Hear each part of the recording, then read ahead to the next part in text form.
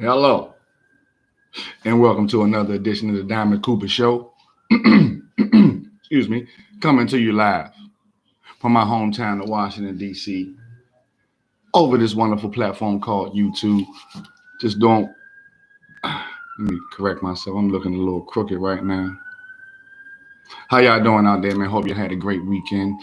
Trying to start the week off right with a great show, good content. Thank you to everybody who has joined and hit that like, boop, that subscribe button, boop. And if this is your first time, then make sure you hit that like, boop, that subscribe, boop, and rock with your brother. I'm gonna keep this content coming, keep the channel growing. I appreciate all the support and love, and I love you back. Believe it. First segment is always can't wait till I get the graphics done, but it's gonna be special when I do. For real. Now, the topic is what is called now drill rap. That's what it's called. But as a backdrop, I grew up and I started rapping while I grew up. I say I grew up and while I grew up. I started rapping in 1995. And it was a way of expressing what you was going through. And then it was also an opportunity for you to get some money. Selling CDs out the trunk of the car, or out your backpack, or whatever the case might be. You know, we was hustling. That's what we was doing. We was trying to find a way out. But this thing that they call drill rap is based on people that's beefing in the city. They going at each other. When somebody dies, they go live and say they smoking that person's name that just died.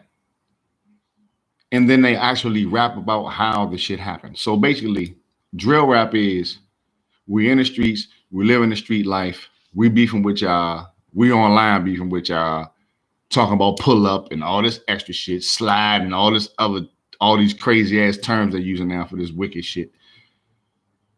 And then you tell on yourself after you do it.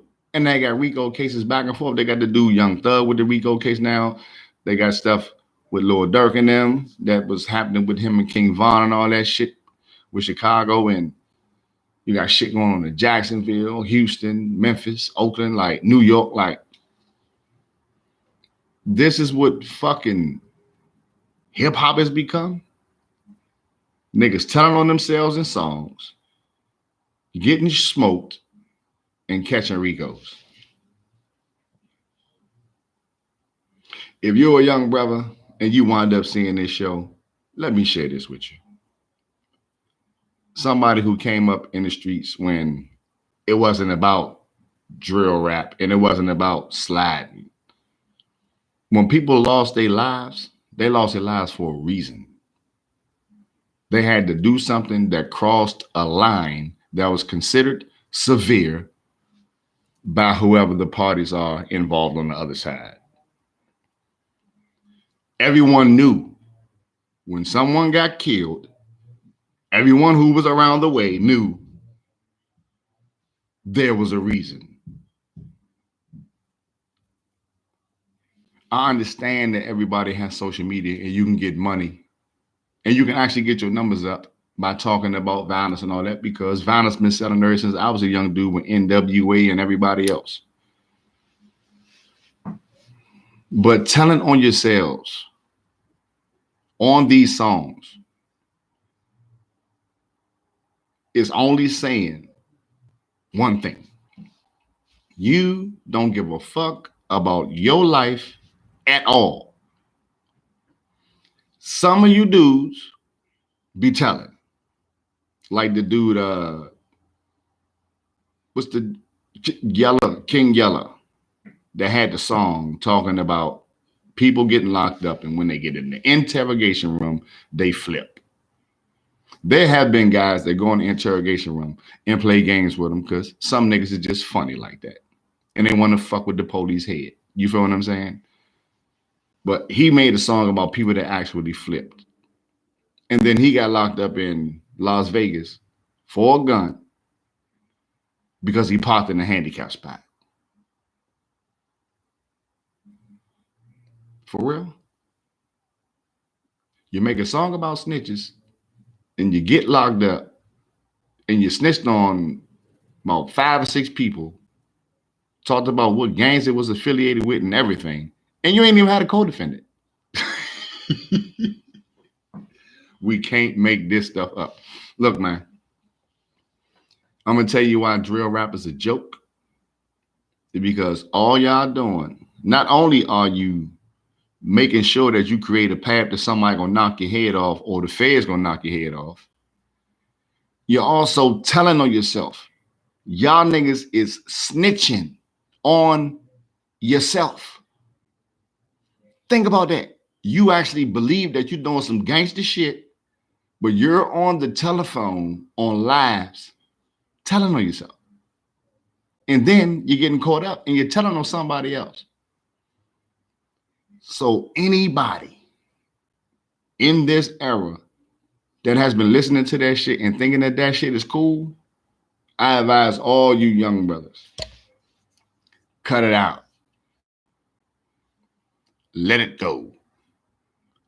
Because none of y'all are living long. They got documentaries about all you drill rap niggas getting RICO cases or about how y'all all lost 10, 15 homies.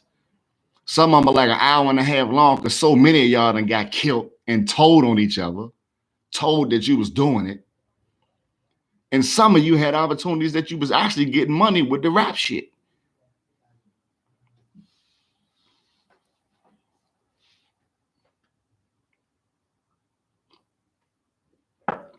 Before I get off of it,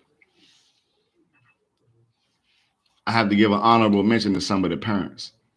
And you know, we always going to say, God bless the dead, because nobody wake up just like wanting people to die unless you just messed up in the head. But some of these parents are getting recognition and trying to get money off social media outlets as well, based off of their children's death, trying to create an image as if it shouldn't have happened to them. Now listen, man. I'm a parent, just like most of y'all are parents. You know if your kid bad, man. You know if your child is out there in them streets doing everything that comes along with them streets. Some of y'all parents is out here painting pictures like y'all son got done wrong and y'all happy about justice coming for y'all son and all that, when you know what your son did. Listen, everybody love their family, but that don't mean that you got to be fake. If dudes was in the streets, then you knew what was coming with it, just like they did. You, as a parent, you were the one that was trying to tell them in the beginning not to go out there if you wasn't advocating the shit. Some of y'all was advocating the shit. Some of y'all talking, and I know how you sound. You sound just like the moms in the hood that knew everything going on. Soon as somebody got hit or somebody made some money or somebody stole a car and somebody got locked up, you heard it just like everybody else. When your son was in the middle of shit or they thought your son had something to do with this, I put my mother through it. I know how it go. So it's crazy that a lot of these parents is coming out and it's mainly moms. And that's what's throwing me off. And I know I never got worried about that shit, but that's why I throw me off, because you know your child better than anybody. How many people agree with that? You can let me know in your comments. How many people agree with the fact that your mother know you better than anybody? Even if it's a time span, y'all away from each other, whatever, and she don't know your new tendencies, she knows who you are. She also knows what your ass did when you was growing up too, because she was raising you. So she know. These parents is being hypocrites out here, getting money off of their dead children's name, but they're painting the image like their dead child was innocent. When the government and these platforms are putting out actual Instagram and Facebook and X, Twitter, all with the dudes that was your child that got killed, talking about how he killed somebody else. Talking about, yeah, fuck this dead person, and I'm smoking this dead person and all. And when I first saw it, I thought it was just Chicago, but then I found out that this shit is nationwide. All these young dudes in the hood is beefing online, beefing with each other online, DMing each other, incriminating, threatening messages online. And then if one kill one of the other ones, they go online and brag about the shit. And you seen your son's account and your son brag about killing people in the subliminal messages that we all know from our own hoods. Everybody got their own subliminal messages in the hood, bro. Everybody. So whatever hood you grew up in, you and your people, all y'all got your own lingo. You can call it coded out, slang, code words, whatever you want to say. Listen, some of the rap I like, some of it I don't, but this drill rap shit, definitely not on board with that, because all that is young brothers that's out here killing each other, bragging about it, beefing online, and then telling on themselves. I never seen nothing so stupid in my life. And I said it was a joke in the title, and it is a joke, but in reality, it's hilariously sad. I don't know. Lost the view. I don't know. I don't want to hit no nerves if your kid's out there. I used to be a kid out there. But there's no reason for them to be doing what they're doing and then telling themselves, if you're going to do it, you got to do what you got to do. I know how it is, but don't tell on yourself online, man. Especially if you got a career, you rapping and you trying to get you some money. Get the money. Leave that shit behind. Move. Get out of here. Moving right along. Stephen A. Smith, man. On one hand, Shannon Sharp getting people coming at him because of his platform. Getting to that in a second. On the other hand, Stephen A. Smith job like creating enemies for himself. He got whole NBA teams coming at him now. Made some comments about Zion Williamson's health. Zion Williamson, excuse me, power forward for New Orleans Pelicans. Pelicans are the top 4 seed in the West right now. Zion been balling, playing real good. And he got dimension in talking about, they say he eat the whole table, the whole dinner table. He thinking about burgers more so than anything else. And he fat and out of shape and all this. And New Orleans Pelicans didn't like that. They sent out a video that went viral. They took clips, from Stephen A's voice and used his voice to talk shit about himself. And they had the video and he was shooting shots and shooting bricks and air balls and shit. You know what I'm saying? They was talking about, I got no game, his hands small, and oh my gosh. Then he replied with a tweet talking about how they never gonna win anything, and you won't be playing in June. Maybe we'll see you in April, maybe not, and then Jalen Rose kind of snuck in there, because if I don't know if y'all know, Jalen Rose left ESPN last year, also separated with Molly Kerm, who was the host of First Take. And, Jalen Rose was, basically like a known figure in the media world since he retired. He's been doing it since he retired, even on ESPN, all that, since he retired and everything. And he left ESPN because it's ESPN, worldwide leader. He wanted to be able to do more, say more, express more. They didn't like it. Wanted to put the muzzle on him. He rolled out. He came out with some cryptic tweets. Say he glad he didn't sell out or clout chase with numbers and likes and subscribers for validation. Said the media would trash athletes and then apologize after the check clear. That's true. Because you done seen people on TV talk bad about a player and say something and then come back and like retract their statement a little bit with a little apology and all that and try to big up the person. That's what the media do. Stephen A. do it a lot too. Because that's what we're talking about. And he said he glad he didn't build a career off of riding a narrative that he hates Cowboy fans. So we know who we talking about when you say that. You know, you watch First Take? If you do. You watch Stephen A. Smith show? If you do. You know who we're talking about. He's talking about Stephen A. Smith.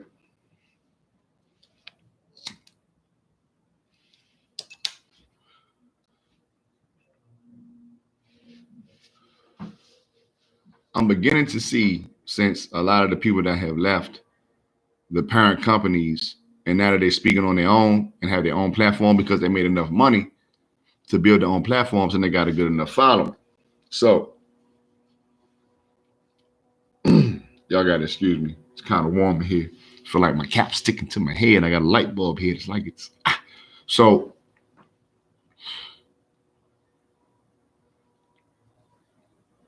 a lot of them have taken the muzzles off and now they're exposing everything that's going on with the people, how they getting their money and everything, because they was inside of the game and now they're giving the game. Because right now, just like I'm doing now, when I speak and give you my perspective on what's going on, along with the facts to back it up and the numbers and stats if you need it, most of it is just common knowledge.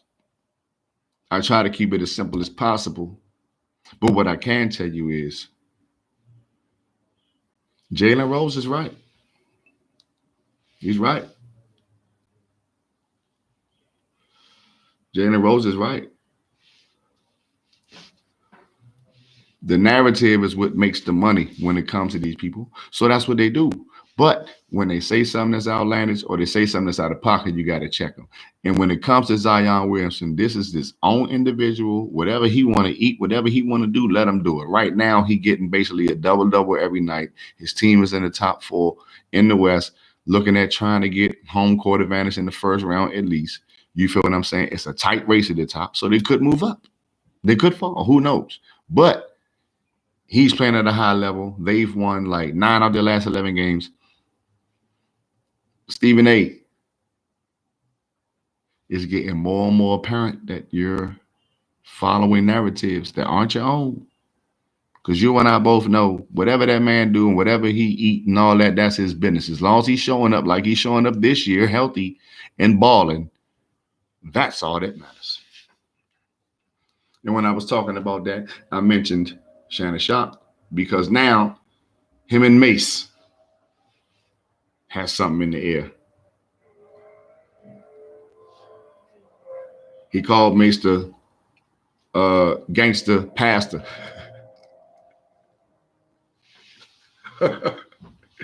Gangster pastor. Mase, the gangster pastor. Look, man, I'm going to just say this to Mase, to everybody else that got fame and had fame for a while. And now you got podcasts and you're doing your thing. Salute to you all. But you got to start really, everybody want to say that they're keeping it real, but you have to really start keeping it real. And this is what I mean. You have a platform, you have bread, you have a family to take care of, you have a brand, and you sitting there talking about some, yeah, pull up, yeah, man, you know, it's going to be like, yeah, you know, y'all not shooting shit. Because you and I and everybody who really use their freaking brain know that you got too much to lose. I don't have what you guys have, and I realize that I have too much to lose. Y'all think being tough sells, but there's millions of people that's out here that really know what being tough is really about. And when you get out, you leave that shit behind you, man. If it's a situation where you got to protect your own, your family, your children, hey, by all means, I'm from the street. Know what I was taught. But all these guys want to just be gangsters behind microphones, and it's no reason. Because you're not going to do shit. Because you have too much to lose. So just be honest, like, man, yeah, if we was in the streets and we didn't have these platforms and all that, and you pull up on me and we on some yeah let's go type shit, then this is how shit would have went down, because that's the reality. That's the truth. You're waking up focusing on doing what you got to do and scheduling your motherfucking itinerary to get money and keep building your brand. You are not out here trying to fight or hurt or have no dudes pull up and bust guns and all. Cut it out, man.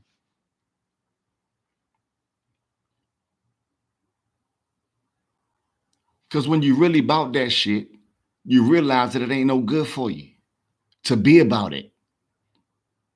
It's only good experience, similar to military, that you know how to protect your own. But coming with your platforms now, the new career now, you following the wave. Everybody got platforms. I'm on the wave with you dudes. But stop acting like you really gonna be outside and somebody gonna come and y'all really ready to go and do that. Like, no, y'all not trying to lose what y'all got. Cut it out, man. Stop faking. And Mase, you don't even know what you are. What are you? You're a Christian, you're a pastor, you're a gangster. Which one is it, man? God damn, you've been confusing us since the late 90s, early 2000s, Mase. Mason Bethel, Pastor Bethel, what the fuck are you? And then Cameron, you came down here with that bullshit, nigga shot your car. So like y'all talking all this gangster stuff, but where's the gangster at? You're not gonna get nothing good out of it if it happened, and you niggas ain't gonna do shit because you ain't trying to lose what you got. So all that old talks, man, I'll do whatever. You're lying, nigga. You're lying. Skipping. It's a show called The Odd Couple with Chris Broussard and Rob Parker. It's another podcast. And they made an interesting statement when it comes to the NBA, saying that in 5 years, the Euro basketball players will have taken over the NBA. And this one is short and sweet because some people say common sense, some people say common knowledge. I say there's no such thing as common sense, because if it was, everybody would have it. And they don't. So that's a story for another day. Maybe we'll talk about it one day. Maybe I have somebody on and we will talk about it together. Who knows? In order for the Euros to take the league over in 5 years, they would already have to have the most dominant players in the league right now. Because the next 5 years, who's going to be gone? Steph, LeBron, KD. If you look at the All-Star game this year, you had Jokic, Luka, Shai Gilgeous-Alexander, and he from Canada, which is still this continent. And, Joel Embiid, but he even though it was the French thing and all that, he is playing with the U.S. national team now. So, but I know they have 4 in the All-Star game. So, Sabonis, are these 4 or 5 players going to be running the league? When you have the likes of Jason Tatum, Anthony Edwards, Trae Young, DeMar DeRozan, Donovan Mitchell, Jalen Brunson, De'Aaron Fox. It's so many. Tyrese Halliburton. It's just so many. Tyrese Maxey. I mean, where are these Euros going to come from? Are they suddenly going to come into the league and then take over the NBA in 5 years? They don't even have 5 All-Pros this year. So how is the Euro going to take over? You got Euros in the league, and Joker won 2 MVPs. Giannis won an MVP.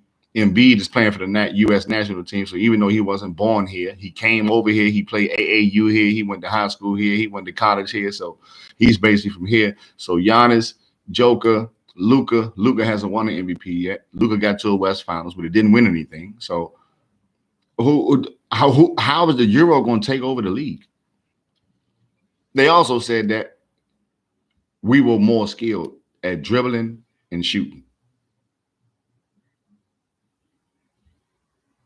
Y'all play basketball, right? If we're more skilled dribblers and more skilled shooters, that means that we're better players. and we're more athletic. And you can do this and fact check it. That's what I want you to do, because I want you to know that this show is authentic. And I don't just go off of my head. And even though I got the lokes on, I'm speaking from what is reality. And the reality is, when you look at the world, or if you just look at the Euros, you have like one good player that's in the NBA from each country. The rest of them are role players. A few starters sprinkled here and there. The players from Canada don't even consider themselves foreign because they're still North America. Euros will never take over the NBA because there's always going to be young brothers from the country, from America, coming up from these hoods that's going to be better than them. Because they only have produced, if you look at it, they've only produced 6'8", 6'10", 6'11" bigs. Luka is probably one of the most athletic. But I mean, damn, I said athletic. He's not athletic, but he just like a beast. He got so many moves and he moved like molasses at his own pace, you know, but he's not athletic. He better jump. The content y'all creating, you got to fact base this stuff, man. It's impossible for Europeans to take over the NBA in 5 years, because all of the best young players in the NBA outside of Luka are from here. Ant-Man, Jason Tatum, Jaylen Brown. Y'all need to cut it out, man. Y'all need to stop letting these people come to y'all with these freaking narratives and stop and not challenge it. Excuse me, y'all. They just throw me off. You got to challenge it, man. They come to you, man. We want y'all to talk about this and say this. You got to challenge, like, nah, because that ain't fact. Look, we probably should spin it this way because this is more factual. I can actually go off of this. Do that. Y'all just letting these people just puppet master y'all. Y'all just be saying anything, man. European basketball players going to take over the NBA in 5 years. Man, y'all tripping. This about to be Jason Tatum and Ant-Man League. Man, y'all lunching. Y'all lunching. Quick NFL note, the Cincinnati Bengals put the franchise tag on wide receiver T. Higgins. So T. Higgins will be back with them at least one more year. Joe Burrow coming back next year. So be ready for that Bengals offense to be back in place. T. Higgins on the franchise tag. Still possible he can sign an extension. Jamar Chase up for an extension. But Jamar Chase trying to wait and see what Justin Jefferson and CeeDee Lamb get first. But believe Cincinnati going to be back as long as Joe Burrow can be healthy, because T. Higgins, oh my gosh, T. Higgins officially on the franchise tag. So he will be with the Bengals for at least one more year. And another note that's going like from the NFL to college football, Bienemy, as you know, offensive coordinator for the Washington Commanders this season. He wasn't fired. He left. He decided to leave. Now he's the offensive coordinator at the University of UCLA and assistant head coach. You know, in college it's kind of different. It's assistant head coach / offensive coordinator, you know, / defensive coordinator / special team. You know, it's done as far as the wording different in college football.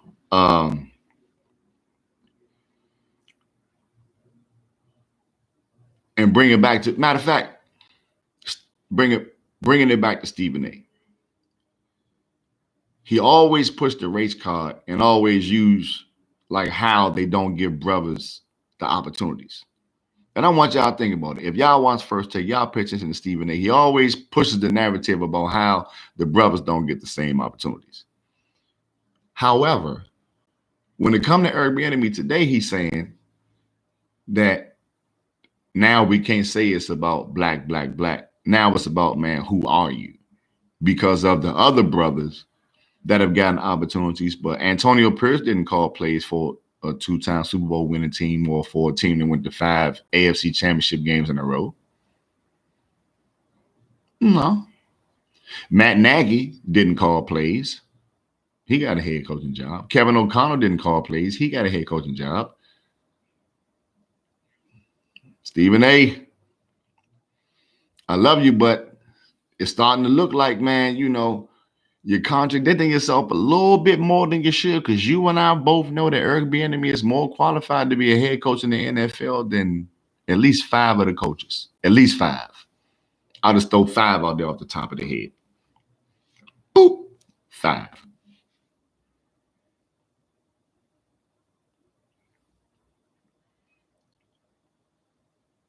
There are white head coaches in the NFL that have never called an offensive or defensive play.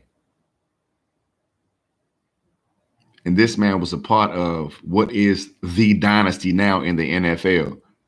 And suddenly he has to go to college. He's relegated to college. He can't get a job. And Cam Newton can't give back to the kids at a 7-on-7 camp. One that he probably shouldn't have went back to because he dealt with disrespect there before. They wind up getting into a brawl, and not only was it students and all that going, and he trying to break stuff up and all this, it was actual coaches and all that was antagonizing and sicing the shit up. Cam Newton, still do what you do your philanthropy and look out for the youngsters like you do, but don't do it for them no more. Because obviously, like Bernie Mac said, rest his soul a while ago, man, y'all some punk ass parents out here, man. Y'all really are, man. Y'all some punk ass parents, man. Y'all let y'all motherfucking kids run all over you and you act like your kids, your friends. Your kids ain't your fucking friends. They're your kids. It's a difference. That's why you got words called hierarchy, chain of command. That shit applies to family too. Matriarch, grandma or great grandma, whoever living in your family, granddad, patriarch, and then it come down and it gets passed down and you elevate and all that. You got your aunts, your uncles, etc. Big cousins, big brothers, big siblings, all that. You know, that's how it go. But when you out there being disrespectful and slandering somebody that's taking time out of their time to give back to the community and give back to the game that they love, that they played at the highest level, because Cam played at the highest level. He took a mediocre team to the Super Bowl and won the MVP and everything. Like, so we can't take nothing away from the brother. I disagree with one of his takes before, but that's just a take. I don't got nothing against the brother. And I damn sure don't think that he need to be out there giving back. And while he giving back, he got to deal with a brawl because parents, coaches, and kids being disrespectful to the person who giving back to the community. Keep giving back. Just don't give back to them. Because obviously their community ain't really trying to get their kids out of there. They teaching their kids that this on some gangster shit, even with somebody who come and try to help y'all get the fuck out of here. Just crazy, man. It's crazy, man. I want to tell y'all, man, and I'm so grateful for the support and everything I've gotten most recently. I also want to tell you that there's some upgrades coming. So things are going to start looking a little different. Start having different type of previews. Hopefully I can lock in some sponsorship and really build the show up and get a nice studio so we can do that in. Got some new guests coming on. I'm going to leave that as a surprise. Start the week off with a little surprise. We're definitely going to get into some NBA because now that football's over with, All-Star break is over with, NBA kicking back off, everybody's starting to get their legs wet. We're definitely going to get into all of that this week. Couple of special guests coming up soon. You're just joining me. Hit that like, boop. Hit that subscribe, boop. Rock with your brother. For those who already did it, I appreciate you. I love you. You have a good one. Peace and blessings.